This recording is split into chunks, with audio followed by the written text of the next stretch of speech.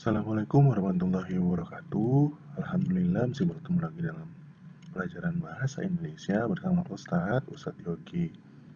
Nah, kali ini kita akan belajar mengenai struktur isi ciri bahasa dan langkah-langkah menulis cerpen.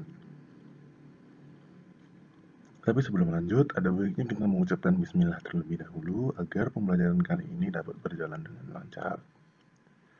Bismillahirrahmanirrahim.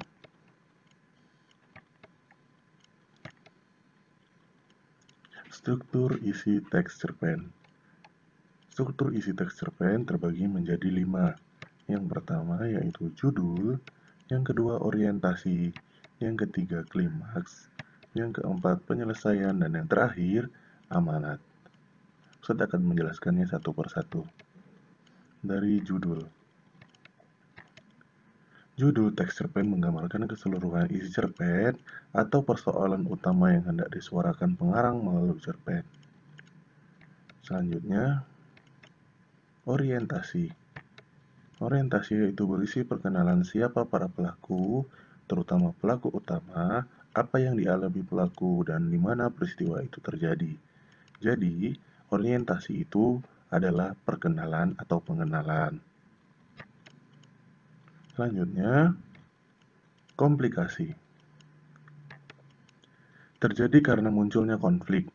Para pelaku bereaksi terhadap konflik, kemudian konflik meningkat. Jadi, komplikasi adalah bagian di mana dari sebuah teks yang menunjukkan konflik itu muncul dan konflik itu meningkat. Itulah yang disebut dengan komplikasi. Selanjutnya,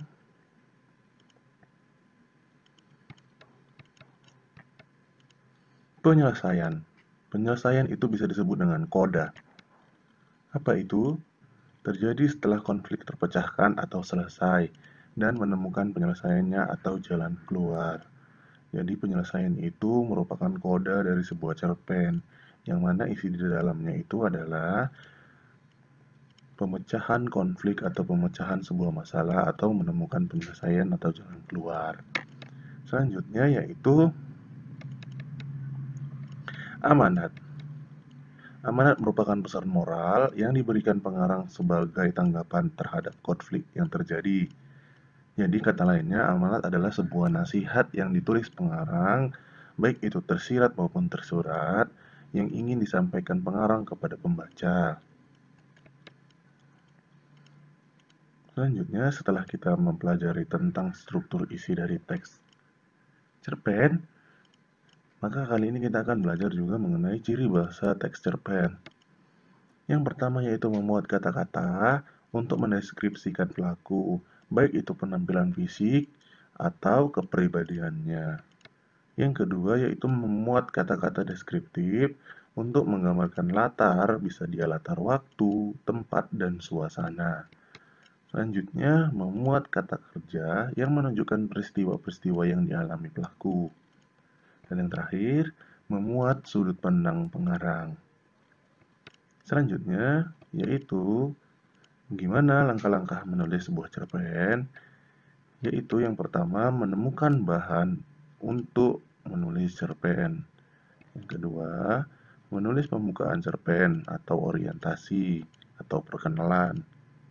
Selanjutnya, yaitu menghidupkan tokoh dengan dialog. Jadi dengan kata lain, dialog itu merupakan sebuah percakapan atau kalimat langsung. Selanjutnya, yaitu mengembangkan latar untuk menghidupkan cerita.